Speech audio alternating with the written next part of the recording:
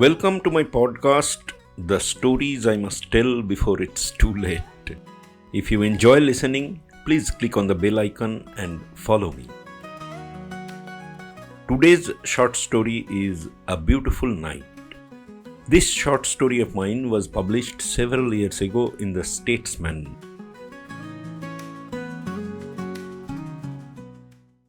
The darkness is beautiful.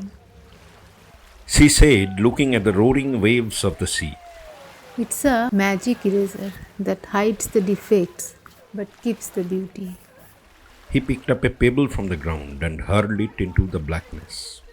The pebble dived into the surging waves.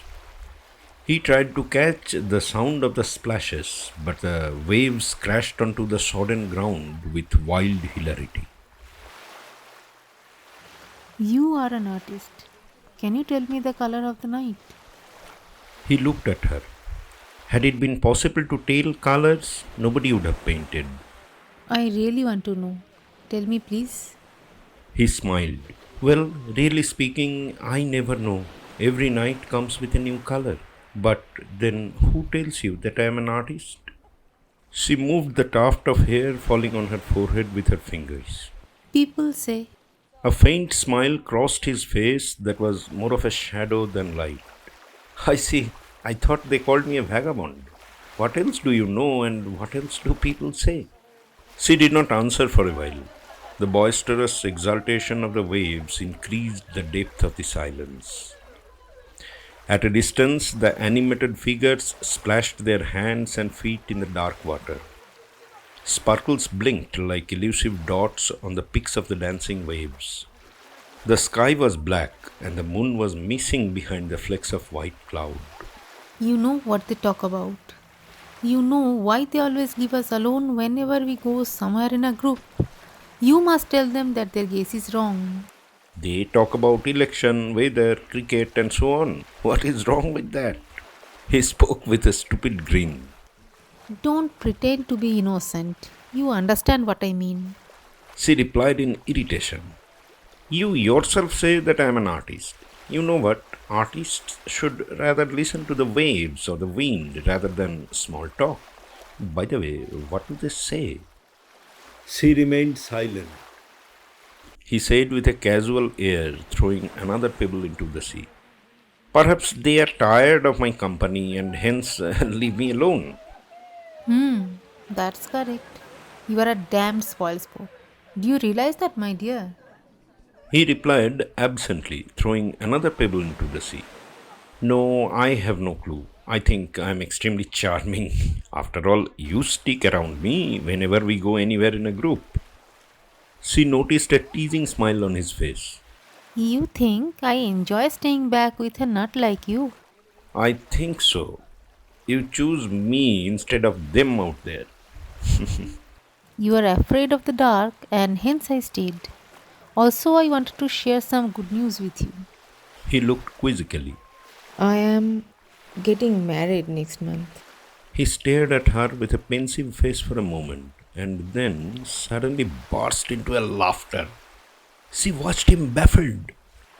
A bustle of many voices floated in the breeze from the sea. He glanced in that direction and said, Hey, they are coming back. I too wanted to tell you something, but I forgot. She grew impatient. Come on fast. They are close. Say first. Try to remember. He startled slightly as if he found some lost memory. Yeah. I signed a contract with an art dealer. A decent retainer every month. She tried to show some excitement. That's great. You kept it to yourself all the evening. He ran his fingers through his unkempt hair. Well, there is something more. You people are really stupid. You missed the sea. They shouted from a distance. All of them were coming back drenched from tip to toe. She said desperately. Would you please finish your installment? He inched closer to her and whispered, I always loved you. She replied instantly. I lied. I'm not getting married next month. He shrugged. Why not marry then?